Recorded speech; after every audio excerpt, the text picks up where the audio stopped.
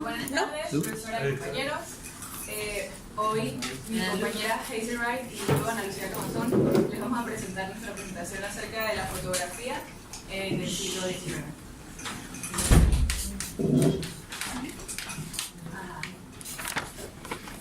Que sacaron la mesa y las tiraron ahí.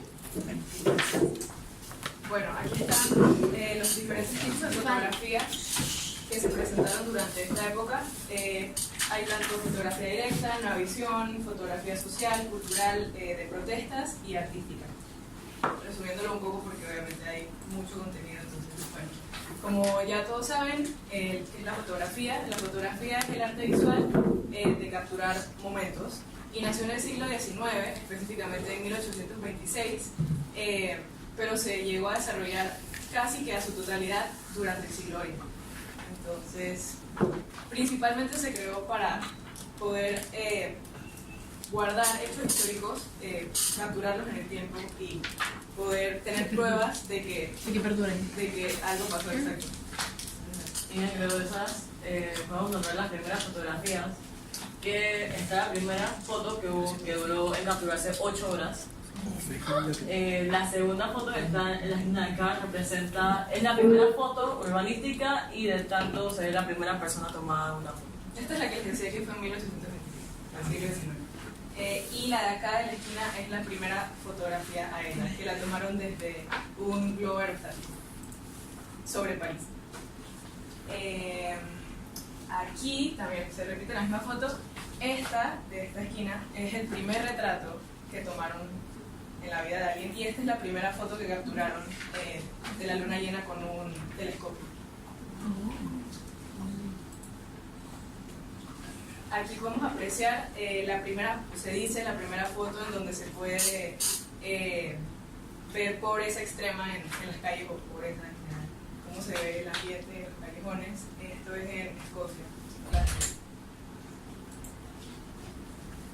Esta es la primera fotografía de color. Esta fotografía fue hecha por el físico e ingeniero James Clerk.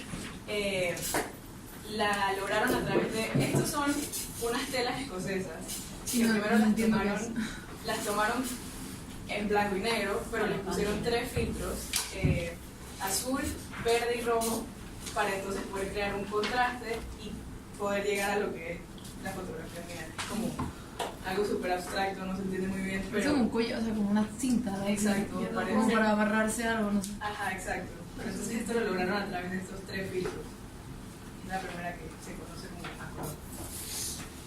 Esta es la primera de un aeroplano, que fue el vuelo hecho por los hermanos Wright. Y el fotógrafo es John T. Daniels. A través de todas las fotos van a ver cómo, o sea, el nombre de los fotógrafos efectivamente y el año. Pero para resumir, aquí sucesos históricos que se dieron durante la construcción del Rockefeller. Ajá, se puede ver. Realmente esta foto, si uno la ve así, parece como un montaje. O sea, pareciera como un montaje, pero es una foto, o sea, no parece real. Y la otra se da durante el final de la guerra de Vietnam, se da en Japón, y es considerada como la foto más icónica o más importante de la historia cuando se habla de esta guerra.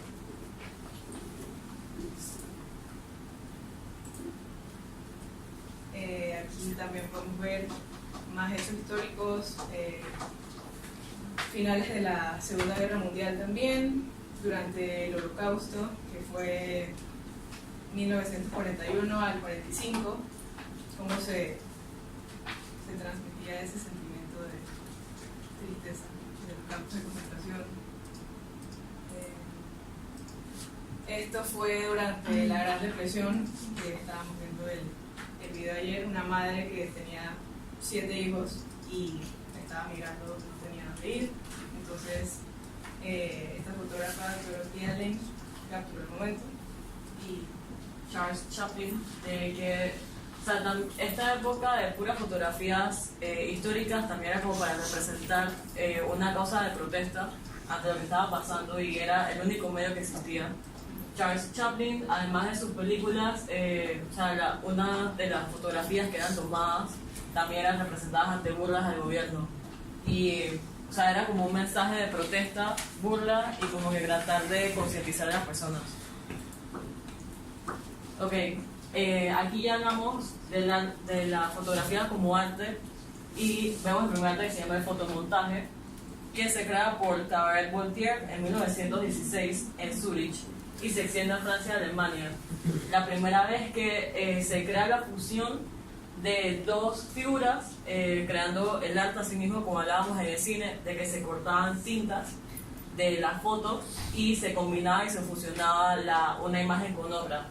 Esto proviene del tiempo depresivo, que era como para ilustrar y hacer pensamiento óptico, tanto artístico como político y como protestante.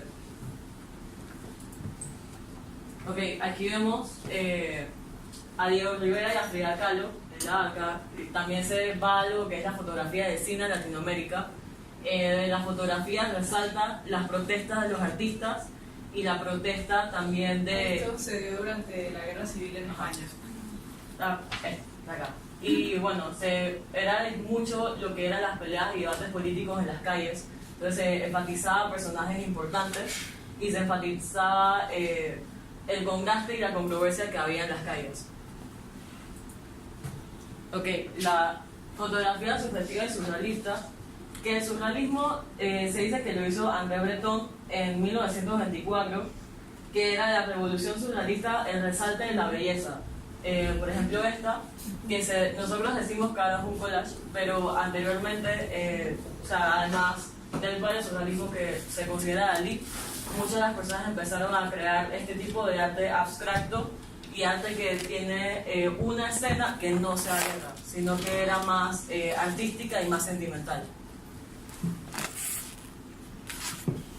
Aquí vimos una parte importante que era la discriminación racial, porque habían cosas que pasaban al mismo tiempo y muchas épocas en donde se trataba de llevar el golpe artístico, pero al mismo tiempo estaban pasando por sucesos importantes.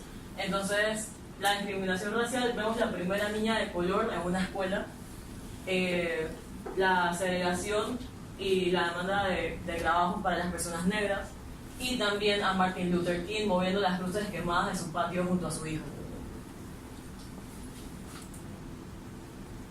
Bueno, también, además de lo que se daba públicamente ante protestas, manifestaciones y arte, se ve por primera vez los artistas, cómo los pintores hacían sus cuadros, cómo era el taller, la vida de ellos. Aquí vemos a Ali, a Frida y a Picasso, que nos enseñan como el background de todos estos cuadros majestuosos que han hecho, y también la concepción del arte ante la fotografía y su punto de vista que ellos tenían. Ok, aquí vamos a The Kiss, que es sumamente famosa por el hecho del beso que causa controversia al final de la Segunda Guerra Mundial en el Times Square en Nueva York, en donde un marinero que vino a la guerra al saber de la noticia emocionante agarró a una dama enfermera y le dio un beso expresando de la felicidad que tenía. Tenemos a The Flower Power, que era el poder del amor y paz, en donde la gente protestaba de una manera pacífica. Durante este tiempo también se estaba dando la guerra de Vietnam, que duró aproximadamente unos 20 años, desde el 55 hasta el 75. Entonces durante esta época también, o sea, la gente protestaba mucho y hacían como este tipo de movimientos, existió lo que fueron los hippies, todo esto queda como registrado, y era gente que iba en contra de toda esta violencia que se estaba dando durante esta época. En la foto se ve al grupo de jóvenes interviniendo a una junta de militares poniéndole las pistolas flores. Por eso se llama el Flower Power. Y también durante este siglo se empezó a ver más que nada también las protestas feministas por los derechos de igualdad de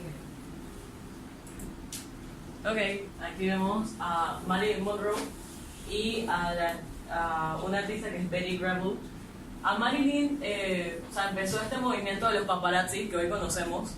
Esta foto es anónima ya había cámaras portátiles, la gente iba a estos grandes eventos, las celebridades, el cine se volvió algo bastante importante durante la época y empezó un estilo que se llama en fotografía el estilo pin-up, que es clásico de las mujeres de los años 50, en donde podemos ver a esta modelo, se dice que su estilo era como que la vestimenta súper alta, mucha mirada coqueta, era clásico de las propagandas de Coca-Cola también, y el peinado. Y Marilyn, siendo el hit de los cines, el momento capturador que ella se para debajo de una alcantarilla que está botando vapor, se para y posa frente a un montón de paparazzis, y la foto se vuelve controversial al ser de que una mujer rompe el paradigma de ser una artista totalmente seria y empieza la diversión con ella. Y la mujer como ícono sexual, ¿no? Y como que se empieza a usar como estrategia para vender, para comercializar los productos. Ahí empezó todo. Ahí empezó. Ok. Aquí vemos a Walt Disney y al gran científico Albert Einstein. Causaban controversia este tipo de fotos porque supuestamente en esta Albert Einstein venía a una reunión sobre su teoría y venía algo muy serio y los atacaron los paparazzis y él en vez de sonreír o decir alguna palabra simplemente sacó la lengua en burla de ellos. Y a Walt Disney dando su conferencia acerca de Disneyland y todo su proyecto que iba a hacer de Mickey Mouse, una conferencia de prensa es el momento capturable de él resolviendo su emprendimiento. Ok.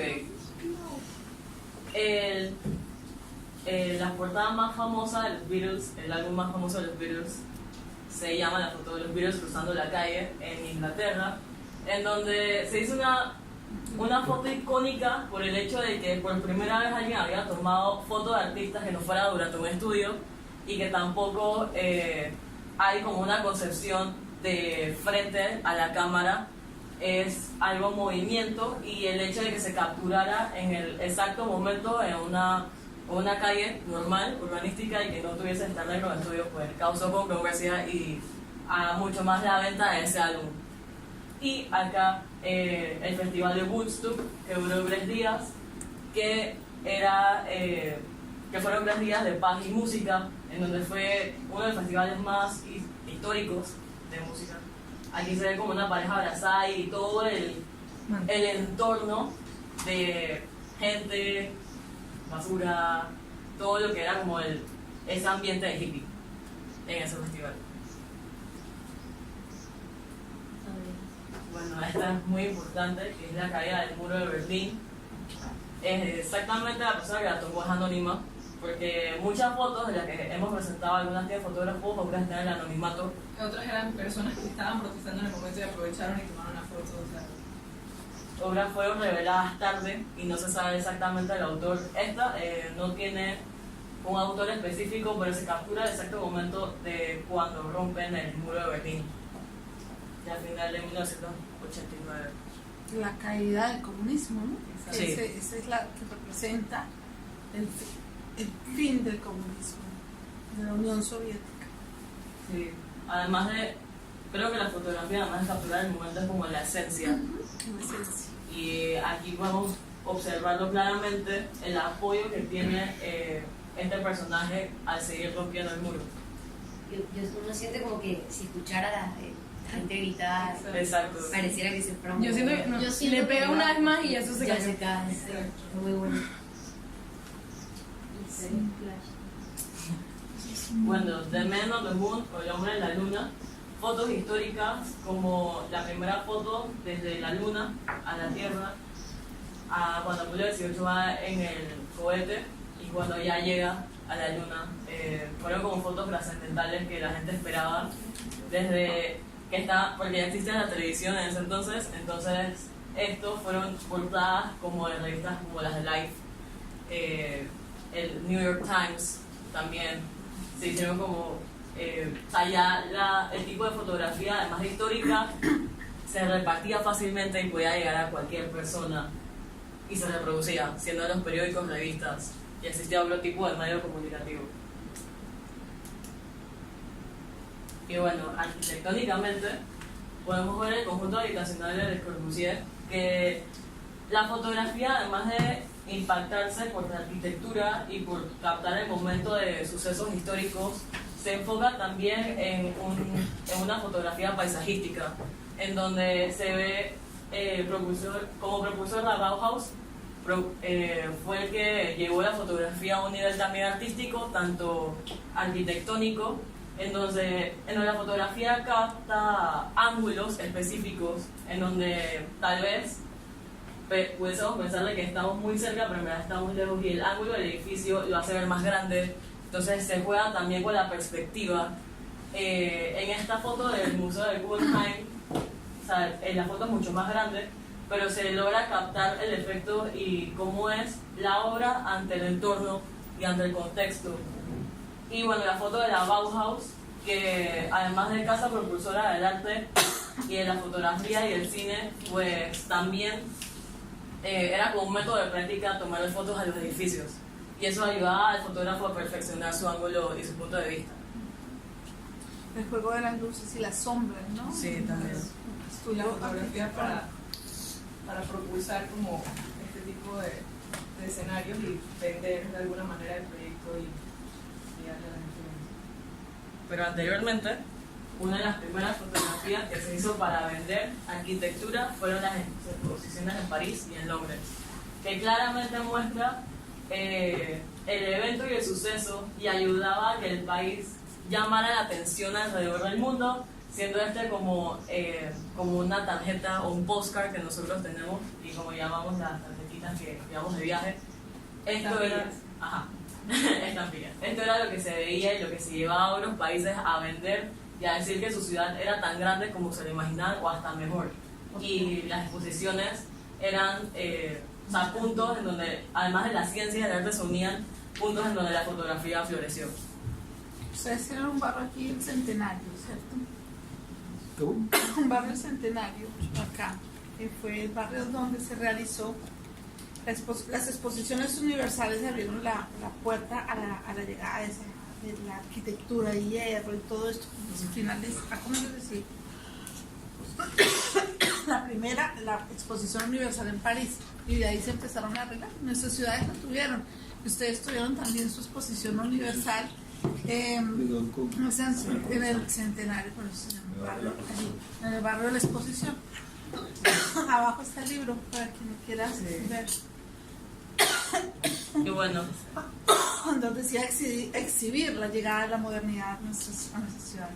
sí, en estas podemos nombrar obras icónicas, así es como se vería la exposición en París cuando se hizo la Torre Eiffel, las edificaciones en Londres, también acá el Palacio. O sea, eran edificaciones llamativas que trataban de venderle la imagen como país y como potencia.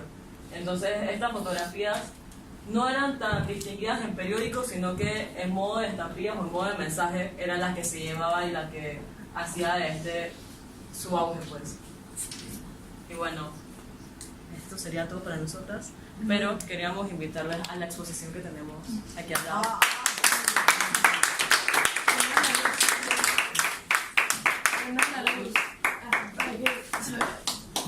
Pregunten a sus compañeros de la Aquí fotografía. hay fotografías en general, más que nosotros, o algunas que no pusimos ahí. Así que cualquier cosa que pregunte.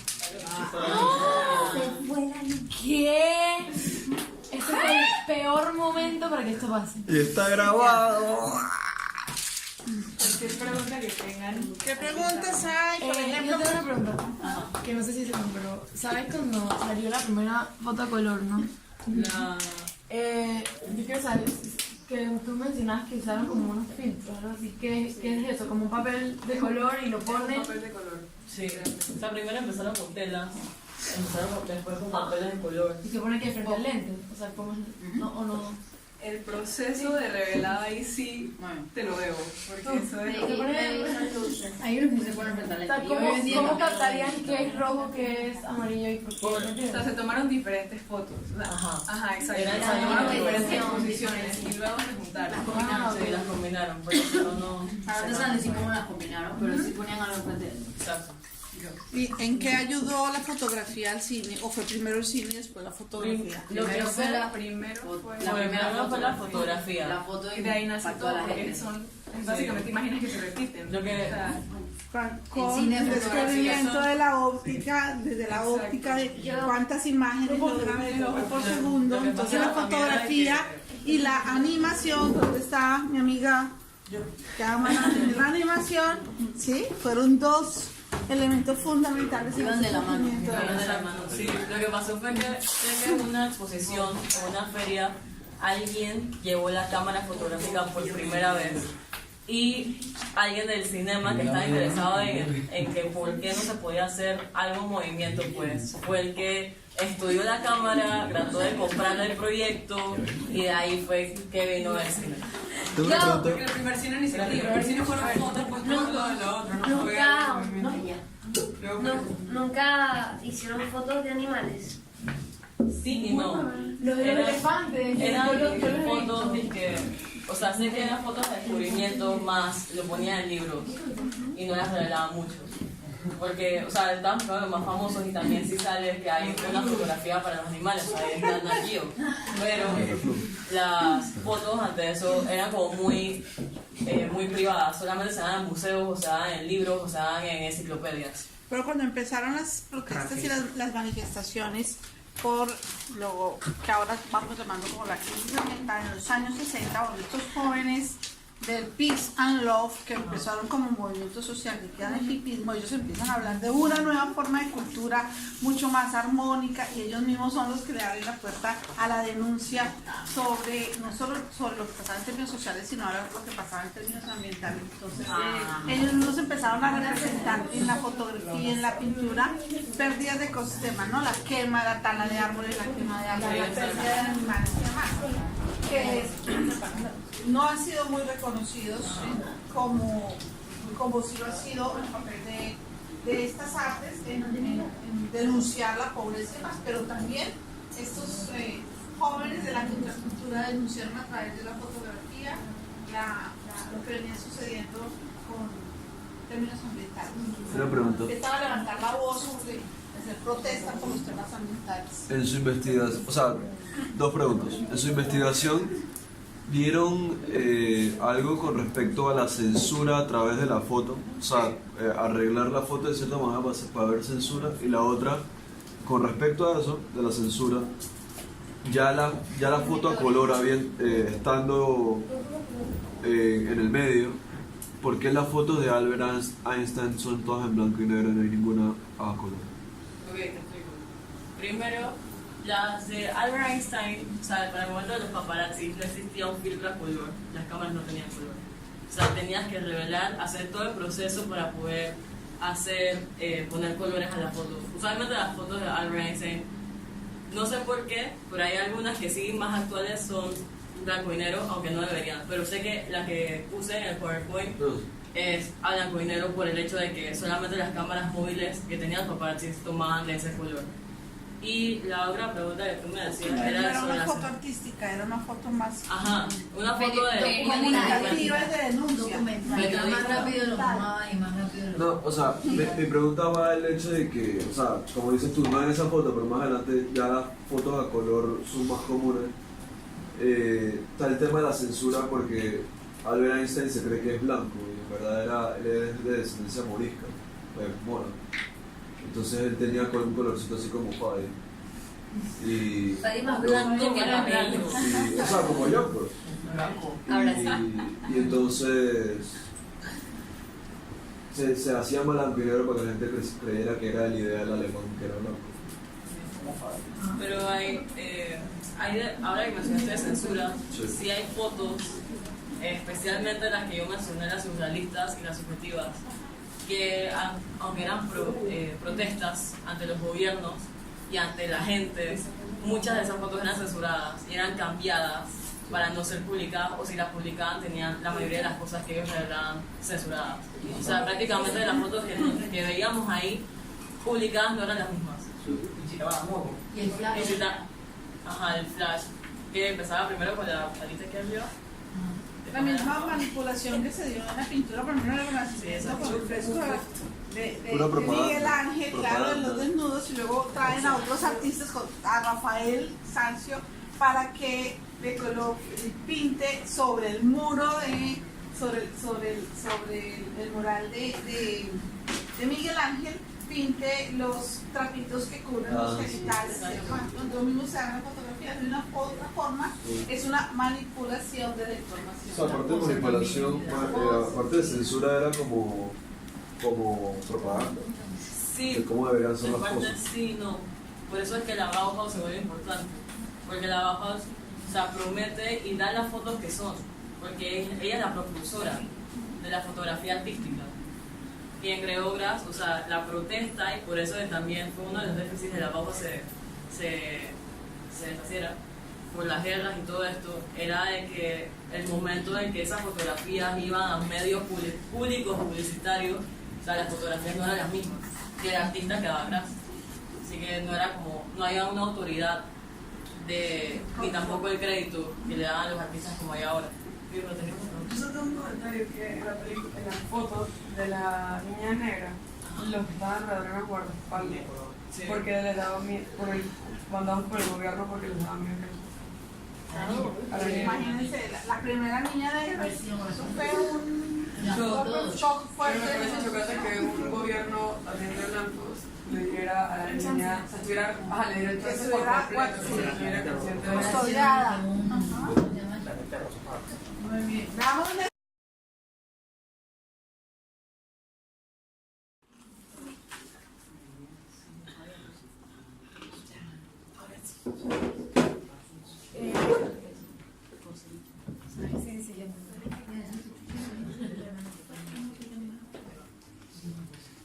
Ok, ¿qué es la literatura contemporánea? Bueno, la literatura contemporánea se refiere a los estilos literarios utilizados en el periodo comprendido desde el siglo XIX hasta la actualidad.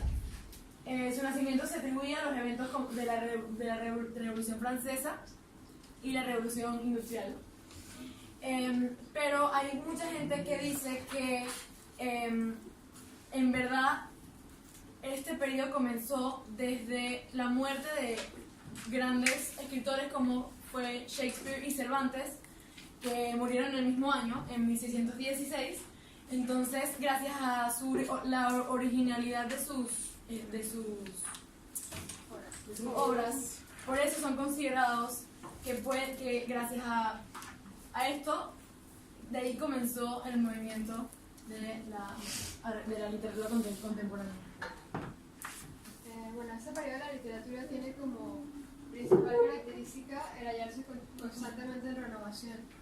Es un periodo que está atravesado por grandes cambios tanto a nivel social como cultural y político, y esto hizo que la literatura como tal se dividiera en tres movimientos y que estos movimientos también tuvieran sus propias divisiones. Ok, antes de explicarles en qué se divide la literatura contemporánea, les vamos a presentar una cita de uno de estas eminencias o de los representantes de cada una de las épocas que conforman la literatura contemporánea. Aquí, por ejemplo, Balzac nos dice: la igualdad tal vez sea un derecho, pero no hay poder humano que alcance jamás a convertirla en un hecho.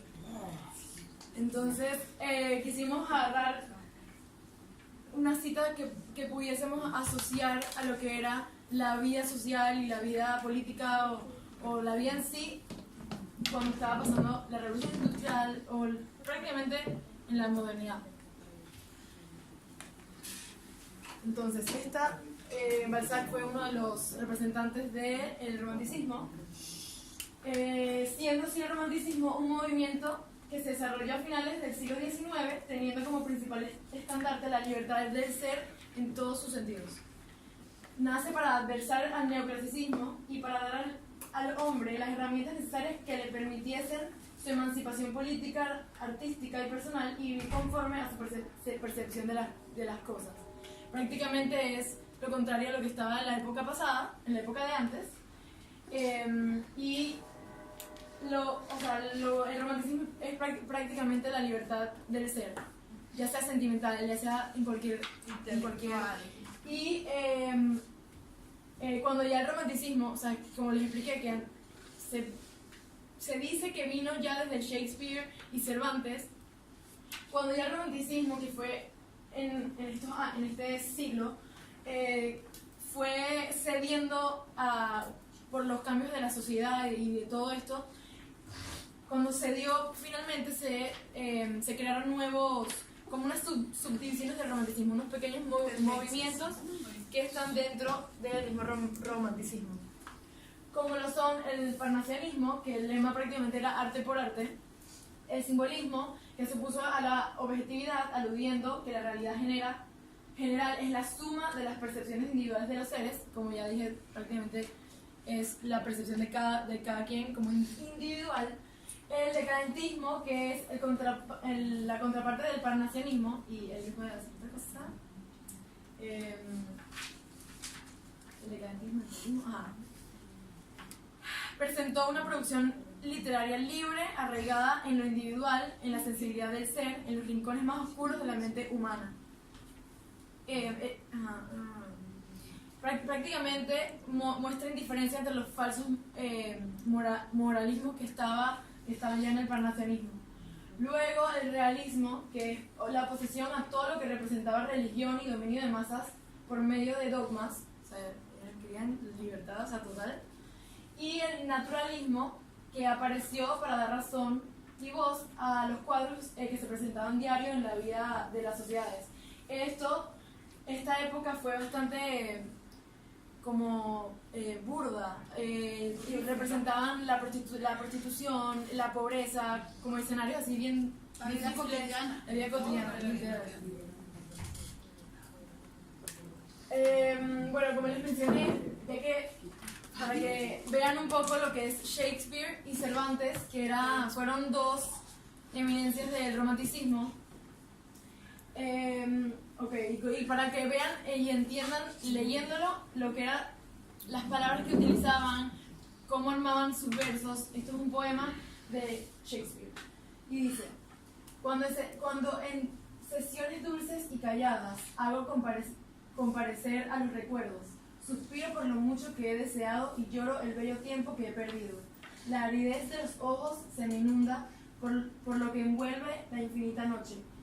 Y renuevo el plañir de amores muertos y gimo por imágenes borradas. Así, afligido por remotas penas, puedo de mis dolores ya sufridos la cuenta rehacer, uno por uno, y volver a pagar lo ya pagado. Pero si entonces pienso en ti, mis pérdidas se compensan y cede mi amargura. Esto es un poema que prácticamente se nota como los sentimientos del amor, todo, se ven reflejados. Prácticamente está hablando de que quizás esté viviendo en una vida de sufrimiento, pero cuando piensa simplemente en la persona que ama, se va. Y como dice, y cede mi amargura. Hoy por WhatsApp dirían simplemente te extraño.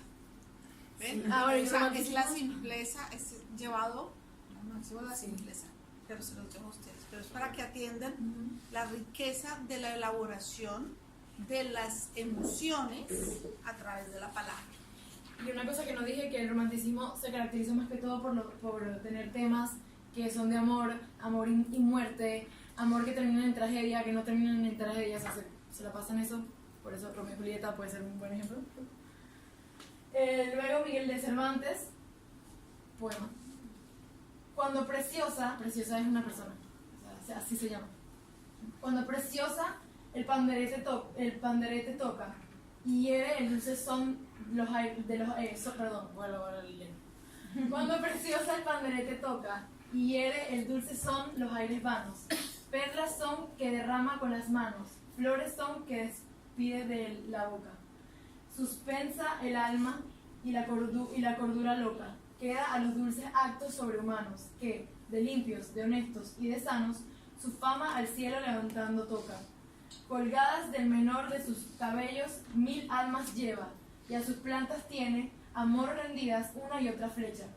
Ciega y alumbra con sus soles bellos. Su imperio amor por ellos le mantiene, y aún más grandeza de su ser sospecha. Prácticamente está diciendo en demasiado explicado que hay esta, bueno, tiene un contexto que es sobre el amor entre Preciosa y otra persona, pero prácticamente está diciendo que Preciosa es hermosa y que deja caer a cualquier persona que la ve, pero que a pesar de que su amor pueda ser puro, tiene algo o sea, que está como aparentando ser algo que no es. Y al mismo tiempo, bueno, aquí cuando dice que me pareció un poco extraño cuando habla de las dos flechas, está hablando de ese amor tan puro que cuando Cupido te lanza las flechas, porque Cupido tiene dos flechas, la de la dorada y la plateada, pero entonces es prácticamente que está enamorada de esta persona, pero que siente que aparenta en algo, pero igual describe lo bella que es y todo eso. ¿No? Y la prosa, el verso con el que se escribe el poema. Bueno, ya después del romanticismo viene el modernismo. Julio Reisig es uno de los representantes más característicos de esta temporalidad, y esta es una cita de él. Lo claro es lo oscuro, lo simple es lo complejo. En el fondo del diamante está la noche del carbón, y más allá el sol formidable que ostenta el día plutónico de sus entrañas incalizables. Todo lo bueno, en todo lo malo se puede ser Todo algo claro bueno. es oscuro. Bueno, el modernismo, Nada es lo que parece ser. O todo puede ser lo contrario.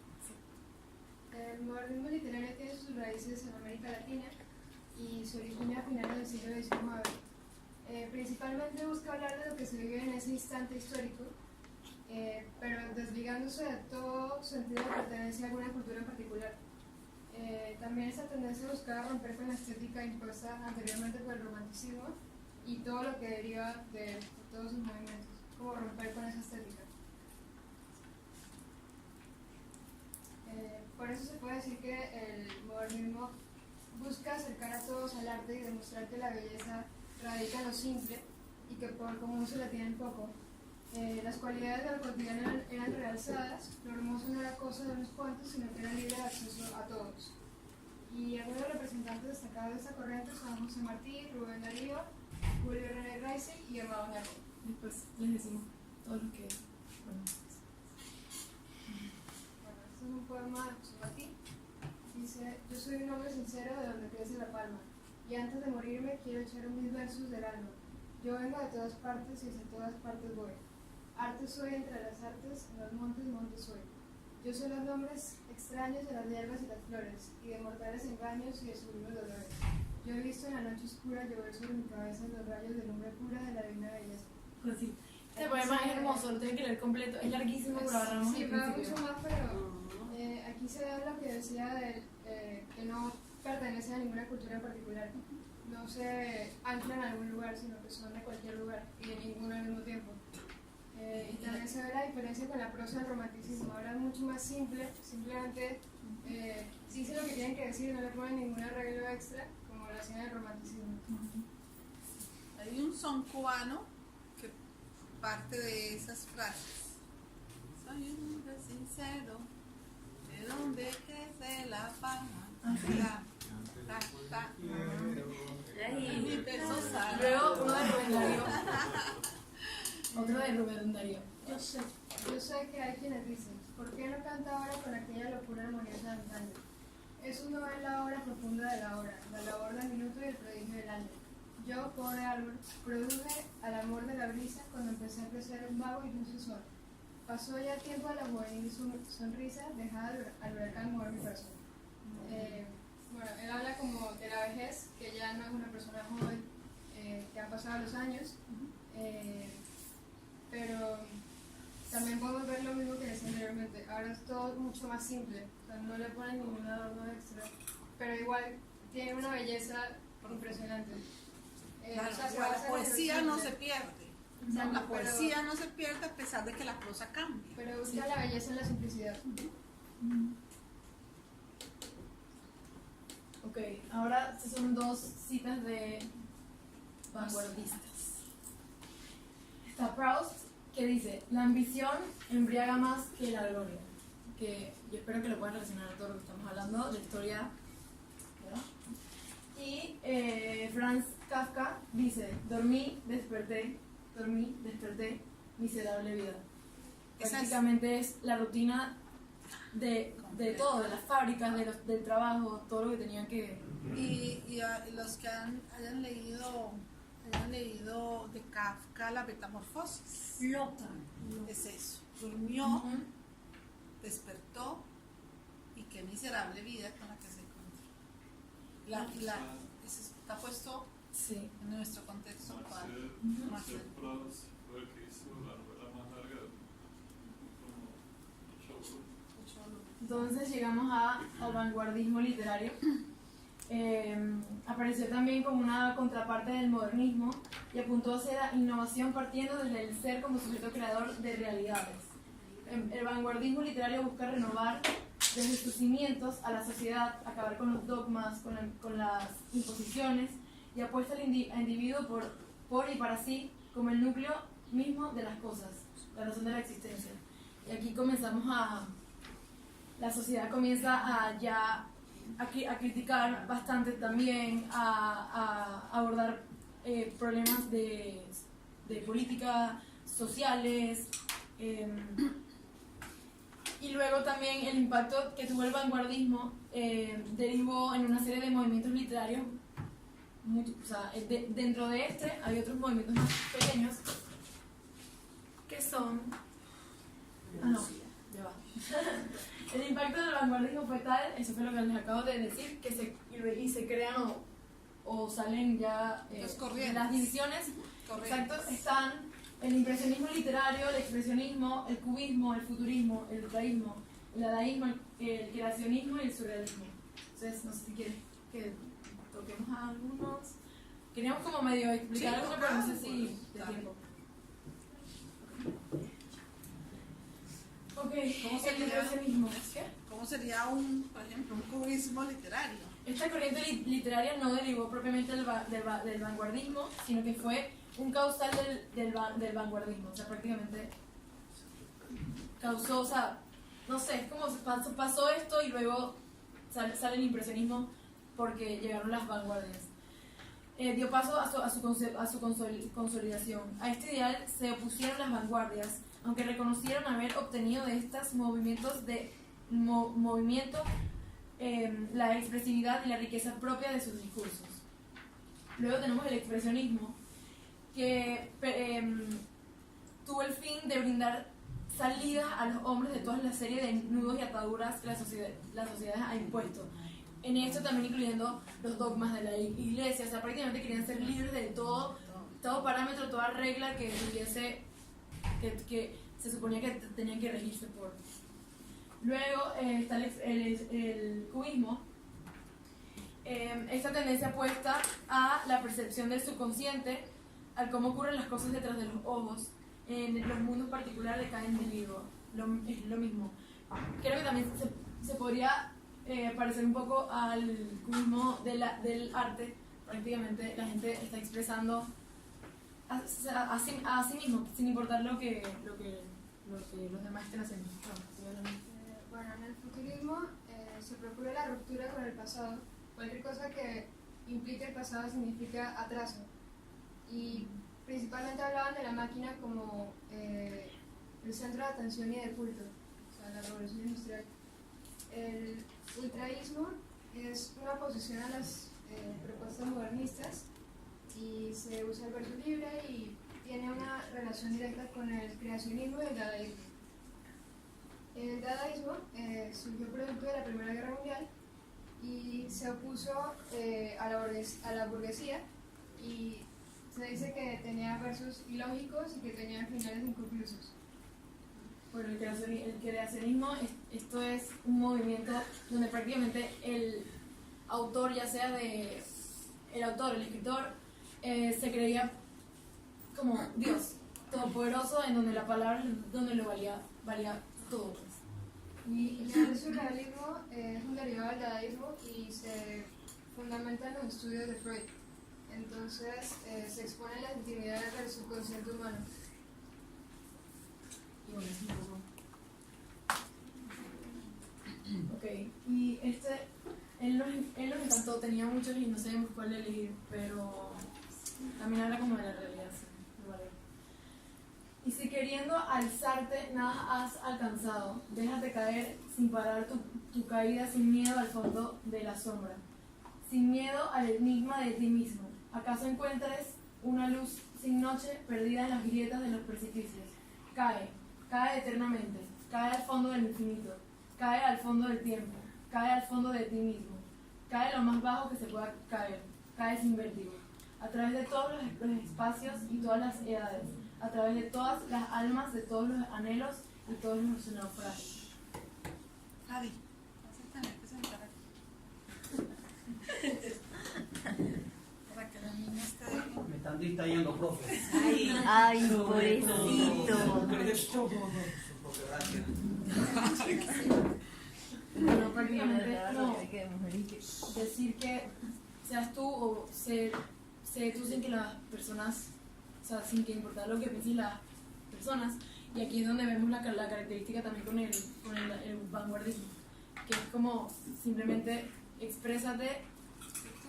Sí, o sea, sé tú.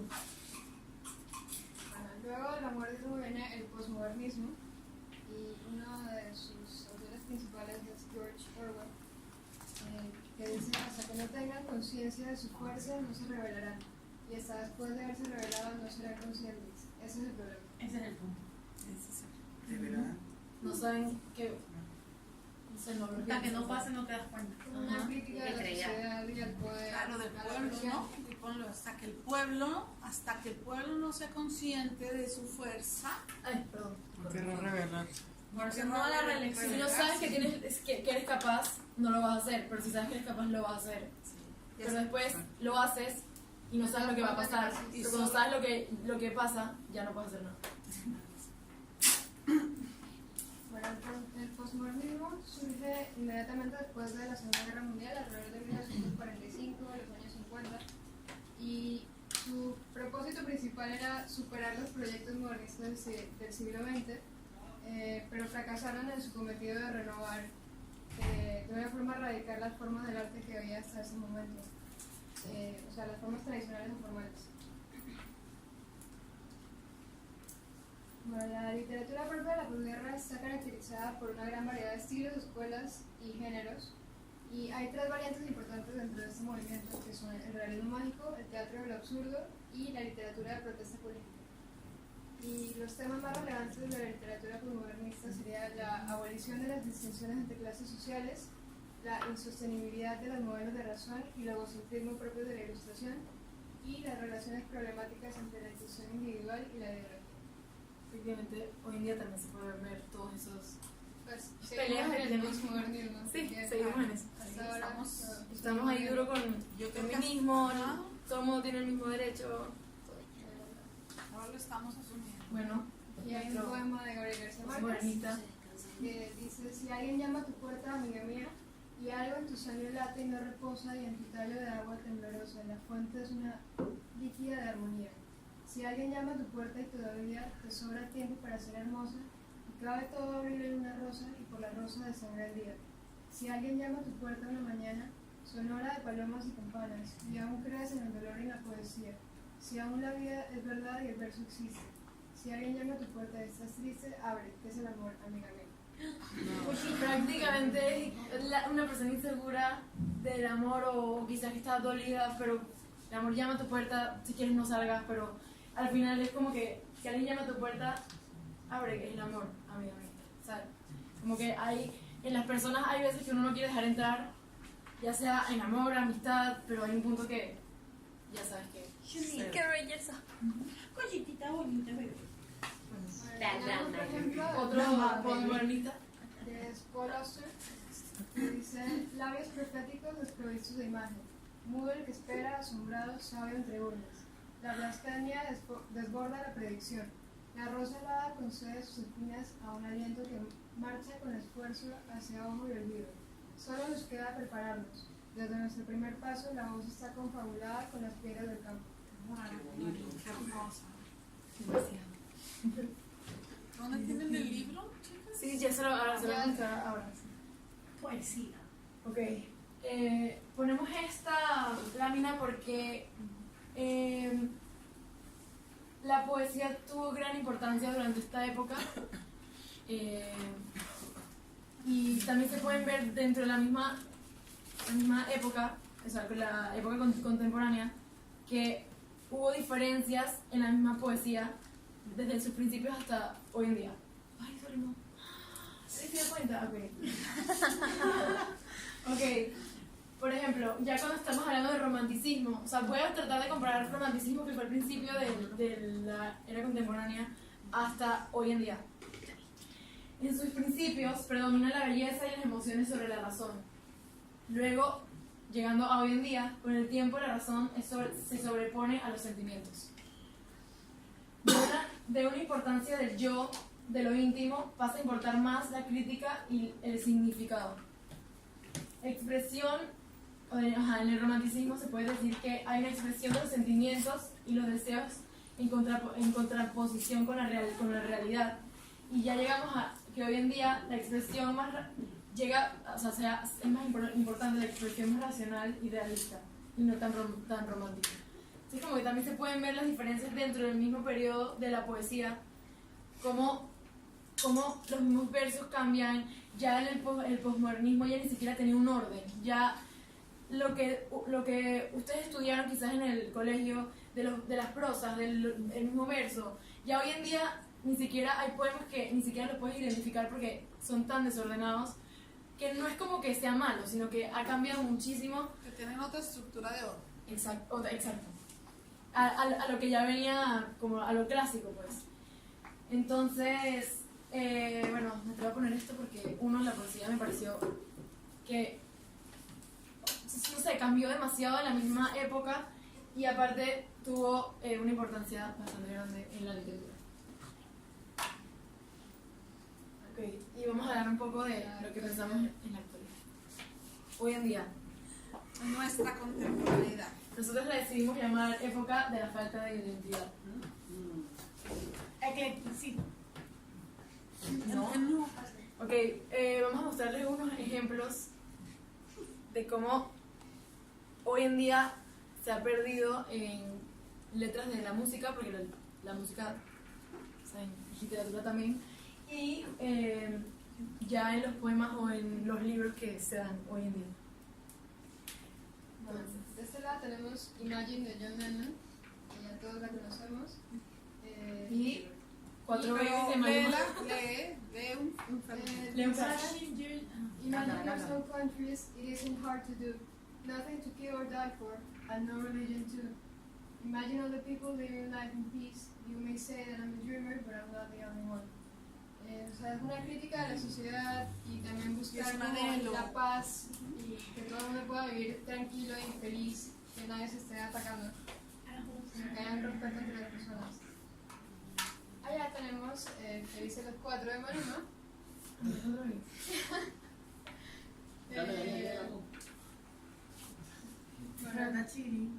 ¿Cómo que es el ritmo? Bueno, dice, si con otro pasas el rato vamos a ser felices. Dice los 4. Porque sé que volverás, si conmigo te quedas y con otro tú te vas, no me importa un carajo, porque sé que volverás. Qué feo. Esto, Con otro pasas el rato, felices seremos. Oye, pero eligieron.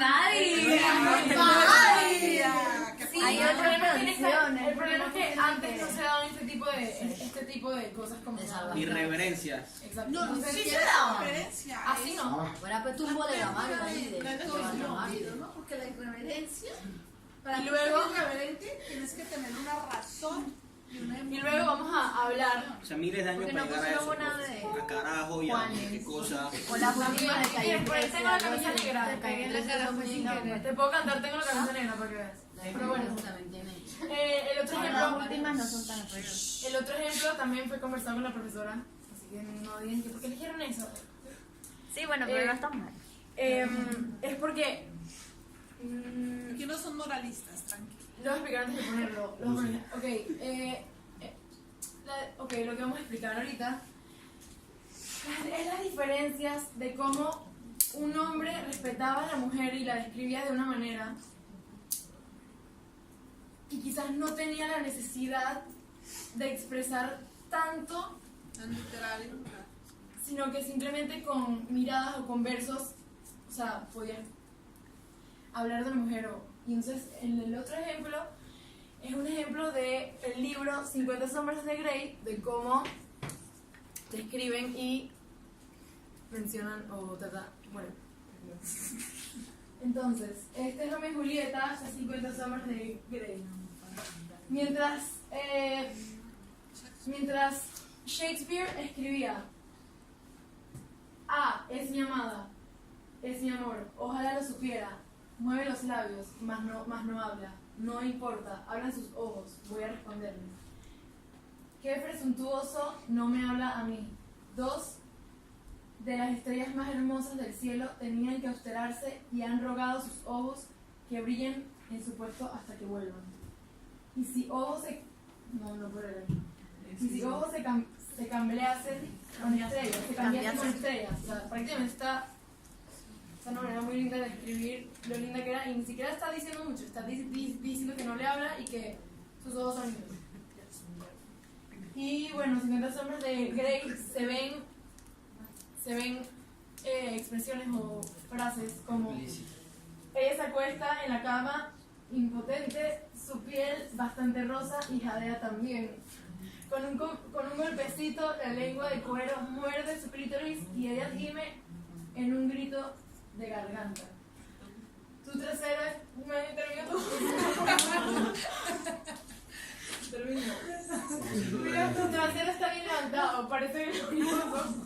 ¿Parece qué? Glorioso. Parece. Mi lengua la tormenta y ella gime y golpea su cabeza contra la pared.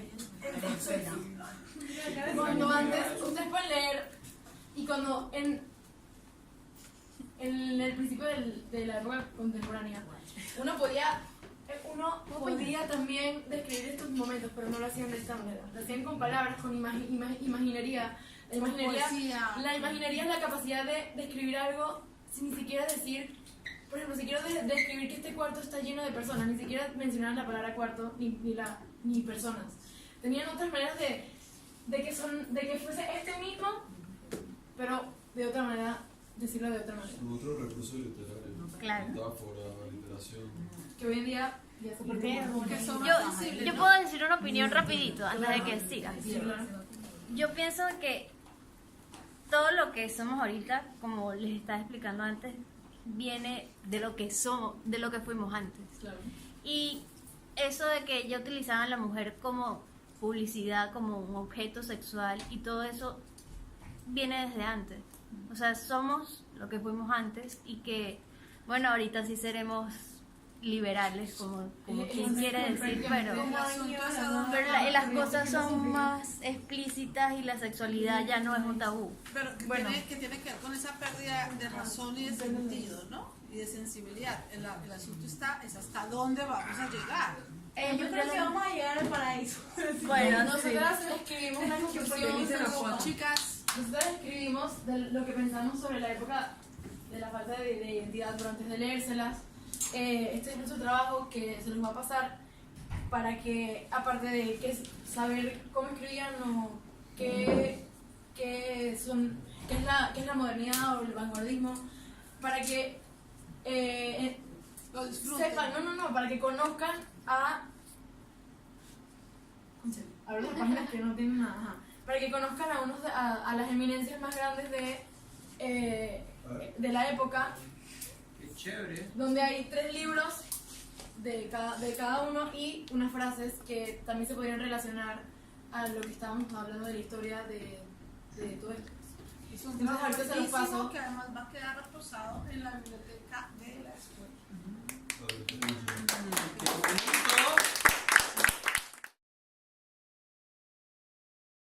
Nuestros diseños del Bauhaus y el modernismo.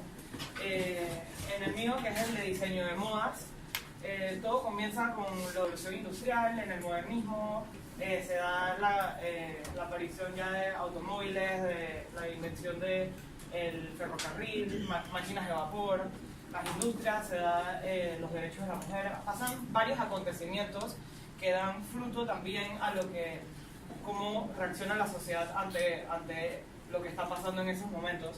Entonces, mucho antes la sociedad era súper conservativa y el capitalismo y todo esto, y la gente se vestía súper, dije, tapándose todo, dije, con los corsets que eran, dije, los S-chain corset, que las mujeres se veían como unas palomas caminando, y así le decían porque las patas se les salía por las blusas, y las partes de abajo de las faldas eran súper amplias también.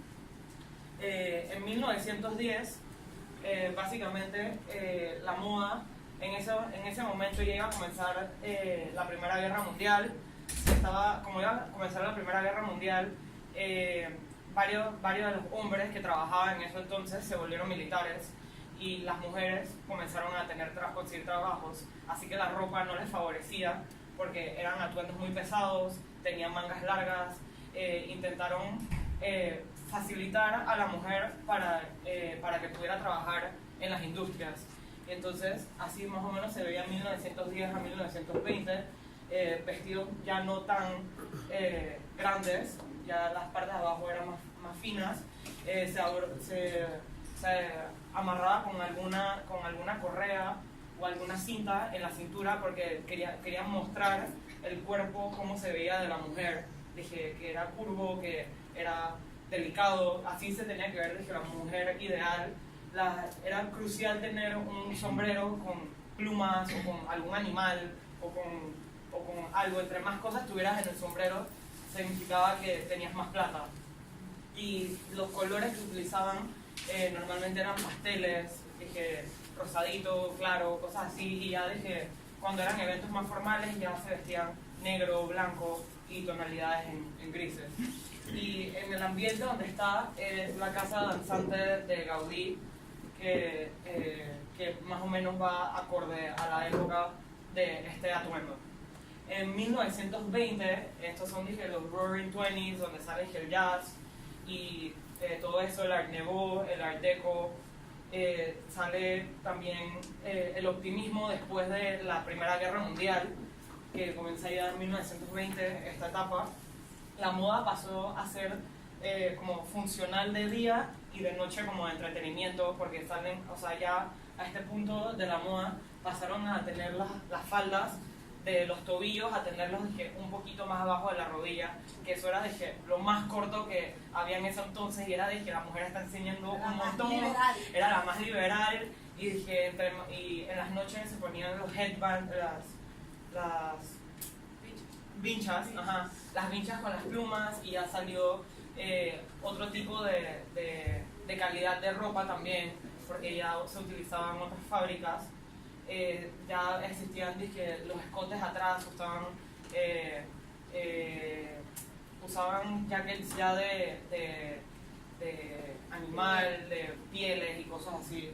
Y está en un ambiente detrás. En 1920 a 1930 también fue la etapa donde apareció Chanel como una de las máximas exponentes, porque también era como bien minimalista y comenzó a sacar como un lado masculino en la ropa de la mujer para que fuera más cómoda, y era bien minimalista porque los colores eran sobrios, igual que la arquitectura en eso entonces, que eran bien geométricos, las líneas, cosas así, pues era más simple.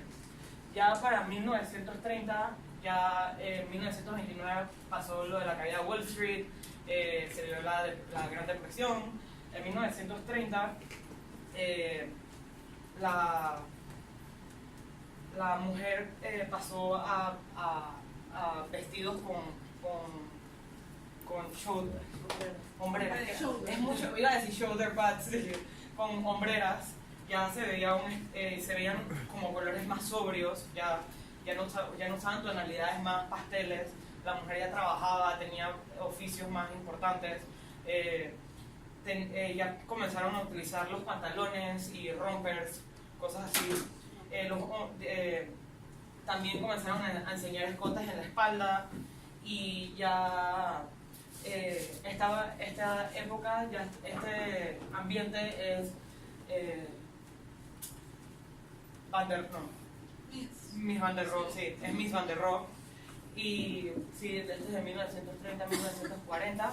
En 1940 ya estaba lo que era la Guerra Mundial II, que en esta parte de la etapa de la historia decían que si te vestías como millonario se veía mal, o sea, tenías que vestirte acorde a lo que estaba vestida la sociedad, porque era como de mala educación que te vieran, dije, todo arreglado en una época, que acaban de salir o sea, comenzaba la Guerra Mundial II, ya era otra etapa, pues. Y aquí salieron ya las faldas, los jumpers y los vestidos se volvieron más cortos, ya se podía ver más arriba de la rodilla, los colores eran más sobrios, los sombreros siguieron en todas las etapas, solamente que se volvieron más chicos y con menos accesorios en la cabeza. Eran más de lujo y elegancia. En este tiempo ya comenzó a salir ya los boy shorts de mujeres y los classic, esos que son de navy, que ven las líneas así que salen las propagandas de las mujeres con el vestido de baño alto, los high waisted, y todo eso sale en esta etapa. Y de 1950, esta es la etapa que le dicen como el dollhouse o la casa americana perfecta, que es donde salen todos los comerciales, es el American Dream, que ya salió, Grease y todo esto, que ya se vestían en jackets de cuero, en jeans. Las mujeres en el día, en las tardes, vestían ya colores más coloridos, ya estaba Christian Dior, Chanel, ya había más exponentes de la moda, y las líneas más rectas, ya eran más los colores, todo, hasta el sombrero, y ya usaban un poco más de tacones y todo fue cambiando. Y atrás es Frank Lloyd Wright. Como con esa idea de la máquina, la casa como la máquina perfecta para vivir, ¿no? Sí. Con una particularidad ahí con el tema de la casa como la máquina para vivir, se pensaba la arquitectura interior. Ahorita ustedes ven una fractura entre la arquitectura y ahora tenemos como arquitectura interior, ¿no? Entonces, ¿por qué? Porque en ese exceso de racionalismo y funcionalismo, la arquitectura terminó despojándose con esa idea de la planta libre, que tú puedes hacer lo que quieras dentro de ella. Se fueron despojando de las cualidades de esos espacios para habitar el espacio, que sí lo tiene Frank Lloyd Wright, ¿no? Frank Lloyd Wright diseña la lámpara, el mueble, el tapete, la mesa, es decir, hay toda una escenografía puesta en la casa, al igual que se va a poner en la ciudad, de lo que lo hablaremos la próxima semana, pero toda esa funcionalidad de la máquina operando perfectamente para que tú vivas cómodamente se va a manifestar perfecto en las casas de Wright, en esos años. Bueno, y no solo las casas de Wright, en esa nueva forma de ver la moda. Pasamos con el diseño gráfico de los años 20. Quiero darles una pequeña introducción de que se hablaba ya de imprenta desde el principio del siglo XV, en los que se hacían copias y reproducciones a baja escala, obviamente, comparado con esto, se hacían al menos de 12 a 20 ejemplares, en los que así la técnica que utilizaban era más que todo la prensa, o sea, prensándolo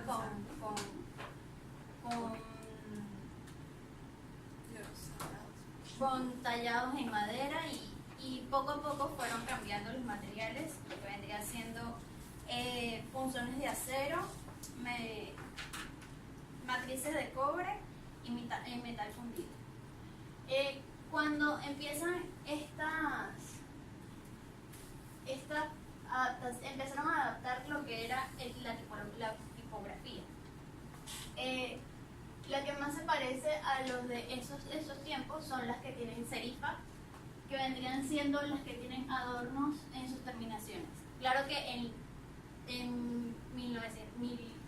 los años 15, en el siglo XV, eran mucho más ostentosas, incluso habían dibujos dentro de las letras.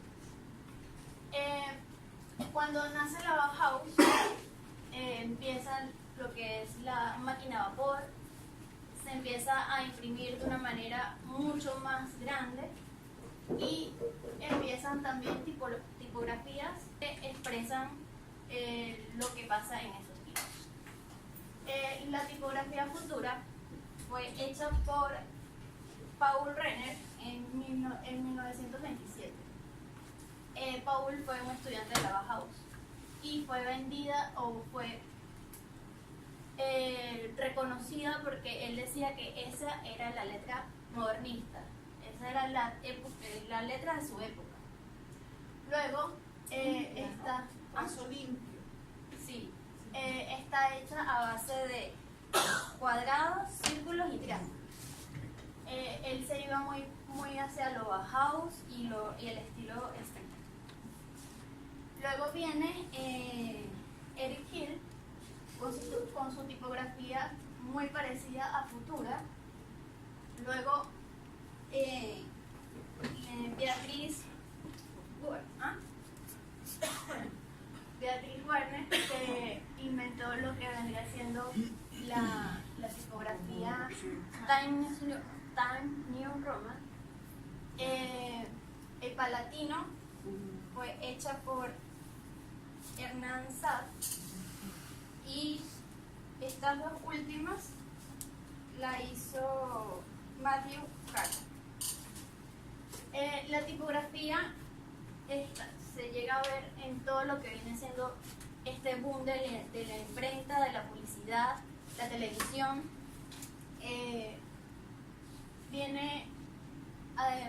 Caracteriza mucho para qué se utiliza.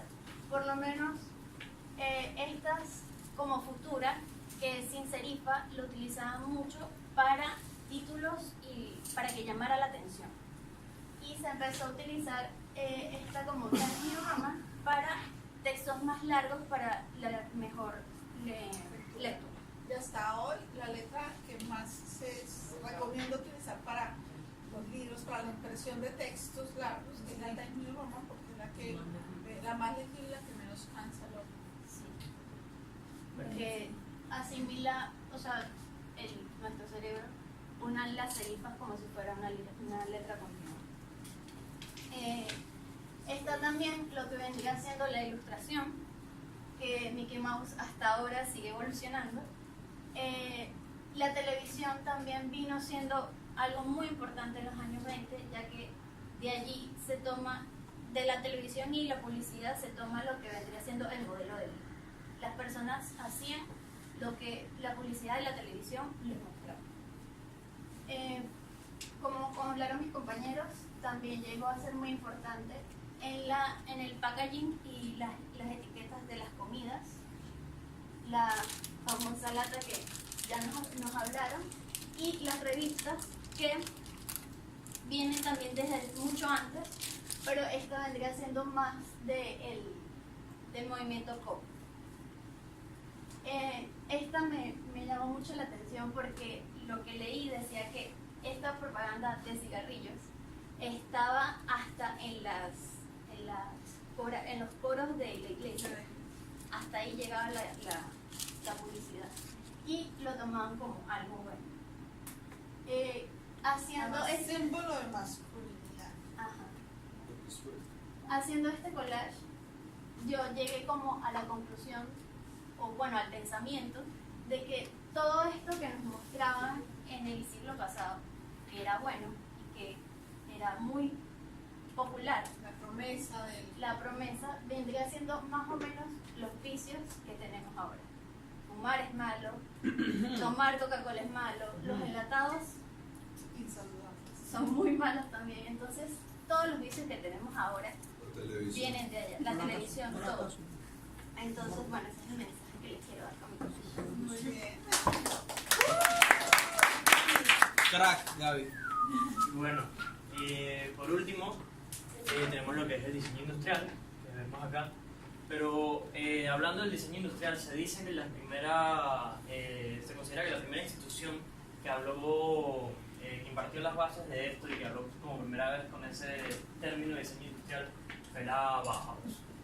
La Bauhaus fue una escuela de arte, diseño y arquitectura que fue fundada en 1919 por el arquitecto Walter Gropius, que es la persona que vemos acá. Ese póster está fantástico.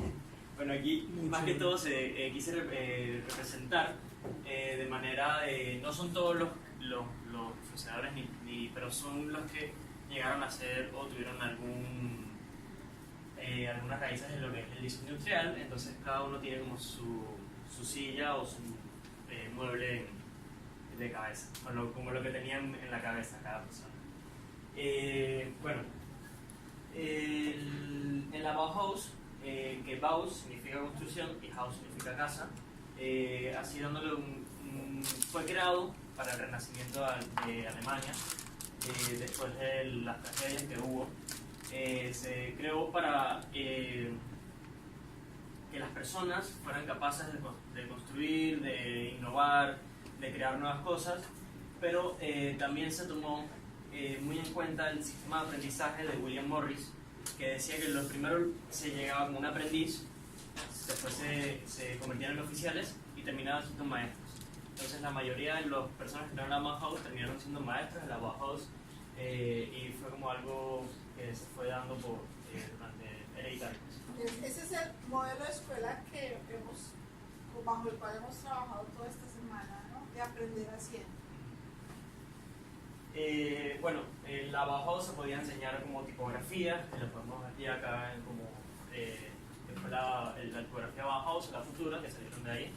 El trabajo con metal, de la imprenta, que también podemos ver mucho en lo que es la publicidad, el diseño gráfico.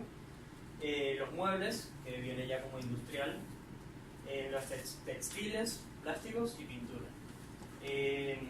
Algo que también se puede resaltar de la Bauhaus fue que fueron los que impartieron las leyes, las normas y los patrones que conocemos hoy en día como diseño industrial y diseño gráfico. Bueno, ya en este otro póster que quise representar son por lo menos lo que fue una imagen muy representativa de la Bauhaus y el diseño, que fue un diseño de la tetera de la mujer de la Bauhaus, que fue Gunther Stoff. La teoría del punto de línea, que fue de Kandinsky, que lo vemos acá en el fondo, y también lo vemos regándose la tetera de Gunther.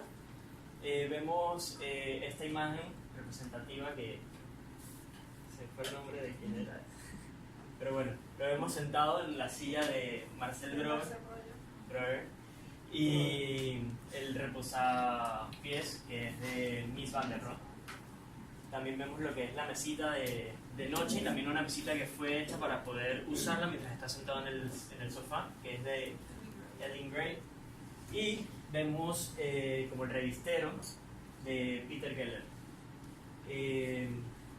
Entonces aquí, como en este collage, quise representar que toda como mayoría que era de pintura, de colores, de arte en sí, como vemos aquí esta muchacha que tiene esta máscara de metal, de mobiliario, de todo lo que podría convertir tu casa en una máquina. Y bueno, aquí también cosas como celebrando los 100 años de la Bauhaus. Moda, diseño industrial, todo. Muy bien.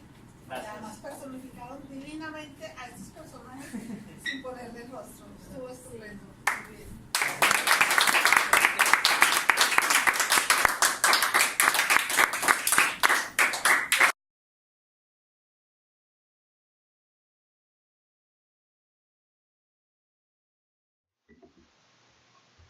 What they are actually trying to do.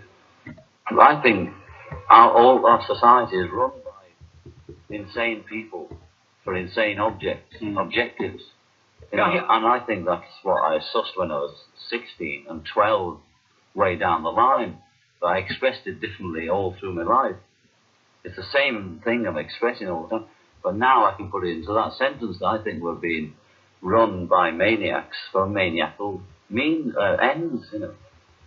If anybody can put on paper what our government and the American government, etc., and the Russian, Chinese, what they are actually trying to do, you know, and what they think they're doing, I'd be very pleased to know what they think they're doing. I think they're all insane, you know, but I'm liable to be put away as insane for expressing that. You know, that's what's insane about it. Every country's had a violent revolution for one reason or the other. not one of them has the freedom we're all talking about. So we're saying give peace a chance, like nobody's ever done it before. And it's not a matter of, we're not thinking in terms of 10 years, we're thinking in terms of peace forever, And everybody's talking about now. I want peace now. We can get peace now if we want it now. And the left wing talk about giving the power to the people. Anybody knows that the people have the power. All we have to do is awaken the power in the people. The people are unaware. It's like they're not educated to realize that they have power. They put the politicians in power. They vote for the local mayor. The people do it. But the system is so geared that everybody believes that just the father will fix everything. The father being the government. Government will fix everything. It is all government's fault. Shake a fist at the government. Well, we are the government. The people are the government. The people have the power, but we must try and make them aware of this.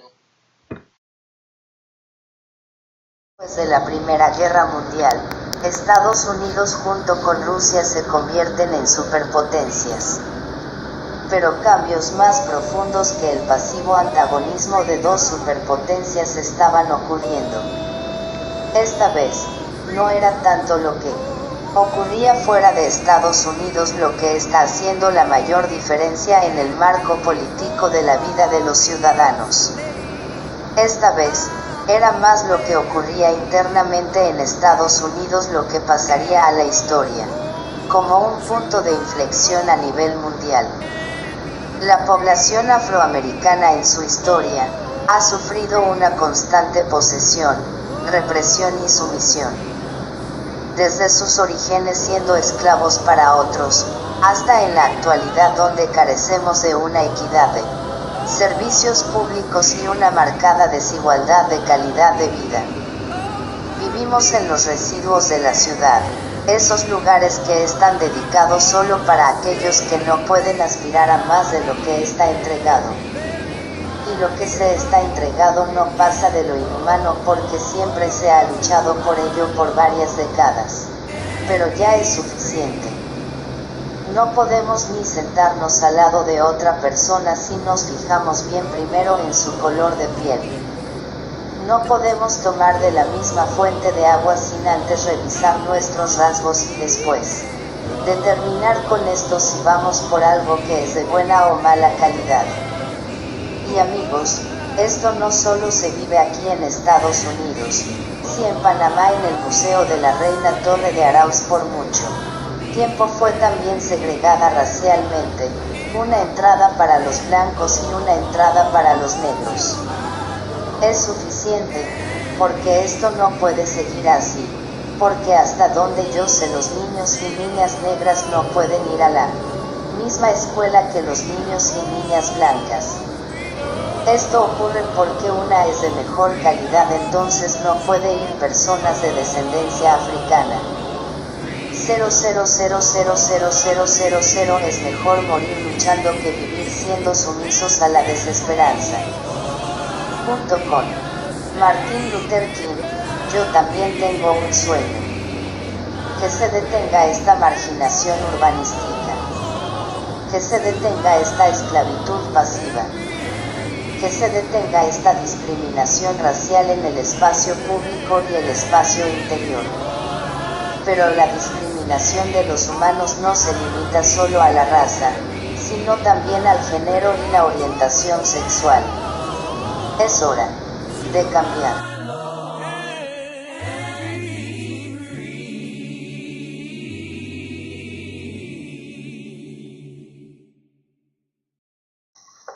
The time had just come when I had been pushed as far as I could stand to be pushed. I felt that I was not being treated right and that I had a right to retain the seat that I had taken as a passenger on the bus.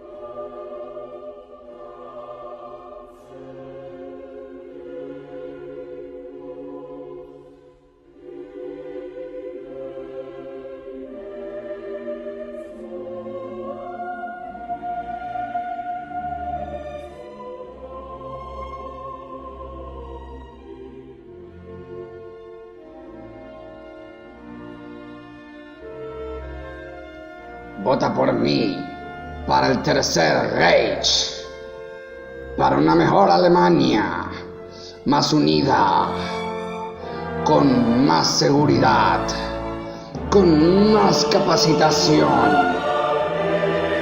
Una Alemania saludable, donde los jóvenes son el futuro, donde los adultos son nuestro poder y el orden.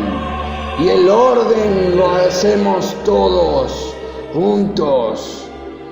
Vota por el futuro, la libertad de Alemania, la utopía del mañana. No dudes de la grandeza de este movimiento socialista. Vota por mí, Heil Führer.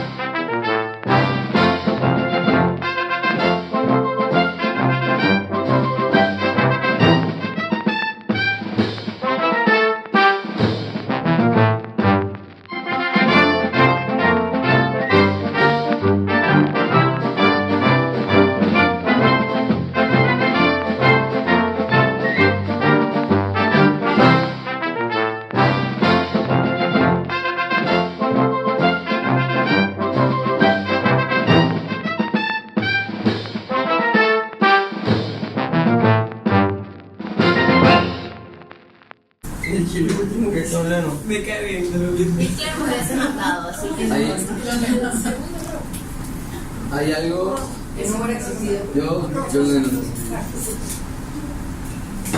Se remontó John Lennon. Hay algo curioso y es que entre todo este ejercicio, digamos que en las campañas políticas, pues igual que hoy en día, algo muy importante era los comerciales, y digamos que Hitler a su vez ganó su partido socialista a través de un discurso y a través de un comercial que él hizo, donde él muestra. Sí. Yo no sé si podemos mostrar. Mientras pues él lo encuentra, digamos que en este comercial muestran como que una patria súper unida, buscando la libertad y digamos que todo un pantalleo de cosas que al final no eran las verdaderas intenciones que pudo llegar a tener Hitler a fin de cuentas, pero digamos que así de fácil era.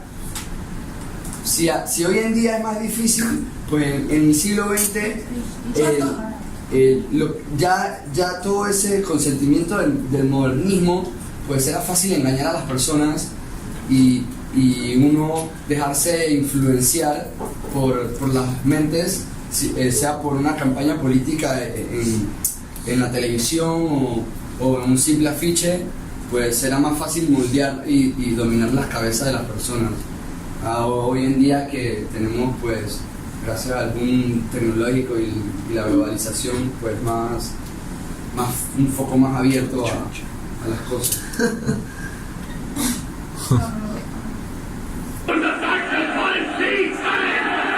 Pero está con subtítulos.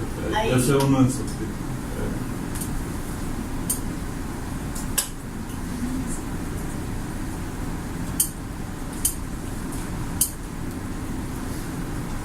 ¿Cuáles son las razones para votar por cada uno? Están ahí. Sí, pero para los consultan el grupo, ¿cuáles son las razones por las que votan por Rosa Parks, por ejemplo? Quienes votaron por Rosa Parks. ¿Qué los lleva qué los inclina a votar por ella? Por el derecho de igualdad. Ajá, la igualdad. Evitar la segregación urbanística por segregación racial. Sí, pero aquí digamos que nos motiva a cada uno por Hitler, por el Reich, por el orden. Mi abuelo vino por Hitler. ¿Qué nos motiva? Por ejemplo, ¿quiénes? Yo sé, pero gracias a eso estoy aquí. Así que... Ah, ¿tú votaste por Hitler? Sí. Pero debería ser al revés. Yo sé. Andreina, por ejemplo, ¿tú por qué? ¿Qué te motiva? Por ejemplo, porque hay motivaciones detrás. Porque recuerden que aquí no hay valores absolutos. Me motiva, o sea, siento que a pesar de lo malo que hizo, logró unir a un país. O sea, como que quizás es buen político, pero no, o sea, las cosas que hizo quizás no fueron las mejores, pero actually unió a un país y creó como que su potencia. Unió un país matando a otro. Que obviamente fue, o sea, hizo cosas malas, pero como político quizás, o sea, tenía buenos... Yo creo que como lo que pasó, si no supiésemos ahora lo que hizo, sí, en la forma en la que lo presentó, en lo que lo presentó y o sea, la forma en la que iba presentándolo y ganándose a la gente fue muy inteligente. Entonces es una persona demasiado inteligente, pensándolo sin saber lo que hizo después. Pero ya sabiéndolo no hizo nada. Claro, a raíz del discurso, como a estoy raíz viendo del discurso. como se está como si fuera actual. Ajá, pensando que Exacto, la votación. yo votaría por él. Ahorita me motivó. Tiene poder, tiene palabras, o sea, es buen político. ¿Y por John Lennon? Yo no voté por John Lennon. Yo sí voté Por John Lennon yo voté porque era oído a Rosa Parks. Pero Rosa Parks tenía una visión de igualdad, una visión un poco más humilde. Ella no tenía como esa visión de política. Pero John Lennon sí estaba anuente de la ignorancia de las personas y él quería ayudar, digo educar. Entonces al educar, las personas conocerían lo que sea la igualdad y pelearían por eso. O sea, ahí está matando dos pájaros de un tiro, entonces Rosa Parks solo respecto, yo voté por John Lennon y hasta incluso eso fue un factor muy importante en su movimiento político, porque yo escuché los Beatles y ya él siendo famoso, él entrando en conciencia gracias a Yoko Ono, a que él puede ser una gran imagen del movimiento movimiento pacífico. O sea, digamos que ya él cayó en cuenta de que él era un gran magnate y gran movedor de masas sobre la paz. Entonces, digamos que hay muchas personas que lo siguieron ya viendo su carrera musical y ese fanatismo que ellos causaron, los Beatles causaron un fanatismo a nivel musical. Entonces, digamos que él aprovechó eso y pues al final lo que hizo tampoco está fuera de lo justo, ¿no? El empoderamiento del pueblo, ¿no? Finalmente todos estos conflictos que hemos visto desde varias perspectivas, lo social, desde lo ambiental, desde la guerra, lo político, pues tienen que ver con la opresión del pueblo y una opresión que se logra en el pueblo por manipulación mental, ¿no? Y la educación, si bien no es la panacea, no es la que lo salva todo, de hecho pues sí tiene la posibilidad de abrir las mentes, ¿no? Y más que la educación, el conocimiento, no la educación como un acto formal, sino el conocimiento. Y a mí me llama la atención de John Lennon y de esos movimientos en general, no solo con Lennon, que es tal vez quien lo inicia desde esa fuerza política, es el empoderamiento del pueblo. Si los conflictos están en la opresión del pueblo, la solución puede estar en el empoderamiento del pueblo. Y como tú bien lo dices, empoderando al pueblo y teniendo un pueblo, una masa que piense, una masa consciente, pues la fuerza de la masa es la que elige a los gobernantes y la fuerza de la masa es la que tomaría las decisiones sobre su bienestar. El ser inconsciente hace a la gente manipular.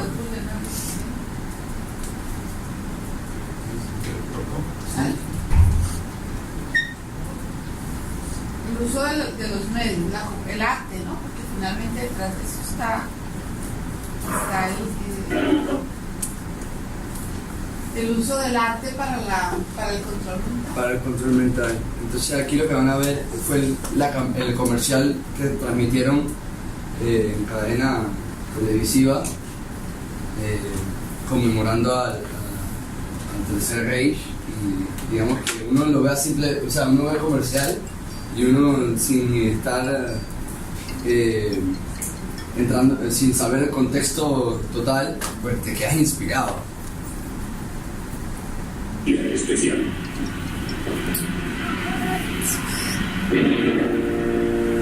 Porque en esta ocasión se filmaría la película de propaganda nazi más influyente jamás realizada.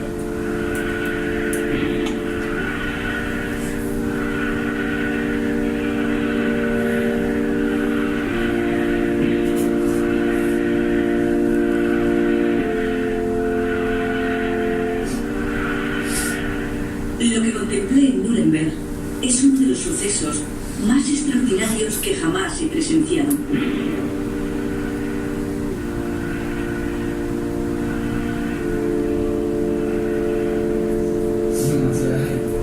No puedo compararlo a nada que hubiera experimentado antes como artista. Mein Führer, ich werde 52.000 Arbeitsmänner zum Appell angetreten. Mein Arbeitsmänner! Mein Führer!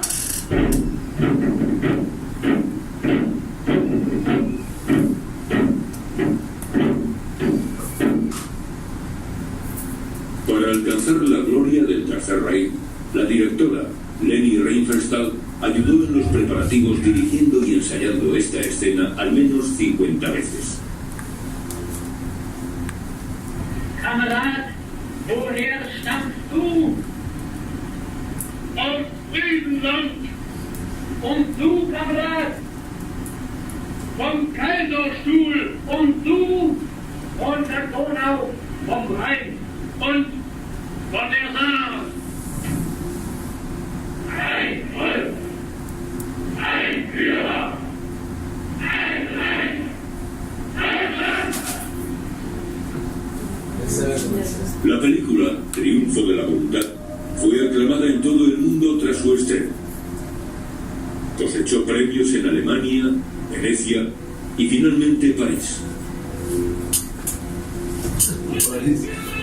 Un año después de este galardón, Adolf Hitler fue elegido Hombre del Año por la revista Times.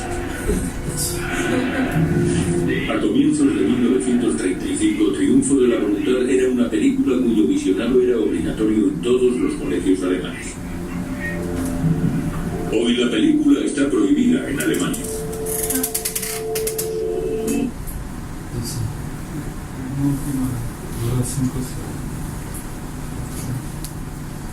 Ganó premio en Francia, bro.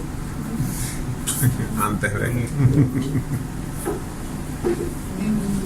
En mi tierra, un expresidente que ha sido el creador de las más perversas, más perversos grupos paramilitares en Colombia, que crearon las escuelas de descuartelamiento, que masacraron pueblos, expropiaron, que es el terrateniente más grande del mundo, que se opuso al proceso de paz, a la firma del proceso de paz. Fue elegido el gran colombiano del siglo. ¿El qué? El gran colombiano del siglo. ¿Sí? Entonces, la manipulación mediática es impresionante. Es impresionante. Y en esa manipulación mediática, el juego del miedo, como bien lo manifestaba la semana pasada, el miedo, la fuerza del miedo, la fuerza del amor son las que más mueven las mentes. Y él ha ganado, ha puesto a los demás presidentes jugando el miedo. Y fue elegido el gran colombiano del siglo.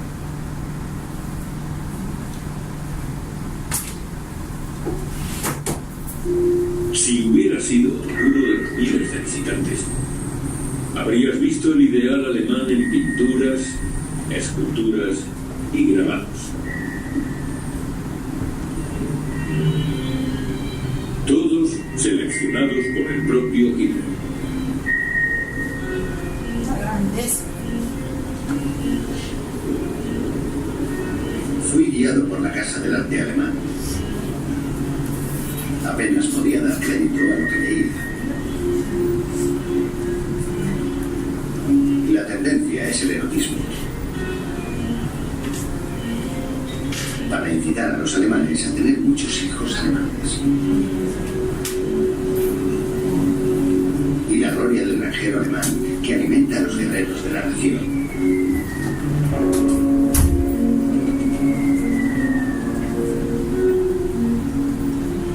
Todo ese arte está disponible ahora. El erotismo y la batalla.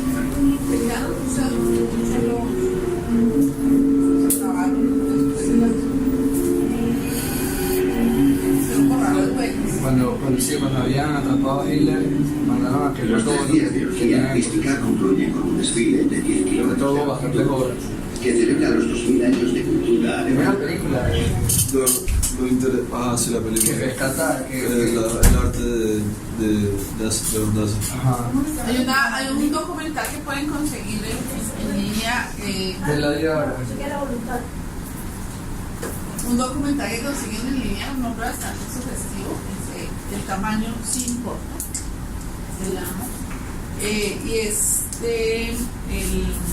todo el proceso de creación de la obra arquitectónica de Albert Speer, el arquitecto de Hitler. Entonces ahí explica por qué las dimensiones de los espacios, los elementos, los materiales, toda la escala. Detalles tan simples como en el gran Palacio del Reich. La oficina del Führer estaba en la parte más alta del palacio, al fondo. Y las escalinatas por donde se había decidido subieran los opositores o las personas no gratas para el Führer, subían por esas escaleras, particularmente con un recorrido que no era el de los... Mucho más largo. Mucho más largo, con el piso absolutamente brillante, deslizable, ¿sí? Que uno tiene cuidado para no caerse.